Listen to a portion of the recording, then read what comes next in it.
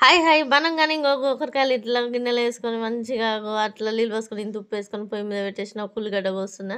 ఉల్లిగడ్డ కోసుకొని ఓ 3 టమాటాలు కూడా కోసేసుకుందాం. 3 టమాటాలు కూడా కోసేస్తున్నా. తగినన్ని పచ్చిమిరపకాయలు కూడా వేస్తున్నాం. మనం పచ్చిమిరపకాయలతో బాగుంటుందని పచ్చిమిరపకాయలతో రయ్య రయ్య కోసి పడేస్తున్నాం. కోసేస్తున్నాం చూడండి కావాల్సినన్ని. మనం కారం తగ్గట్టుగా కావాల్సినన్ని తీసుకున్నాం. నూనె పోసుకున్నాం. గిన్నె పొయ్యి మీద పెట్టుకొని నూనె పోసుకున్నాం. మంచిగా ఇక పొయ్యి మీద వేసుకుంటే జీలకర్ర మంచిగా గిన్నె అయితే కాలుతుంది.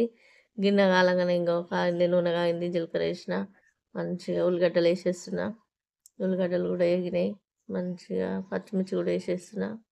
పచ్చిమిర్చి కూడా సూపర్ వేగాలి. ఇంకా మంచిగా కలుపుతున్నా. కలుపుకోవాలి ఇట్లా. కలుపుకొని మంచిగా తిరగమాత బాగా కలపాలి.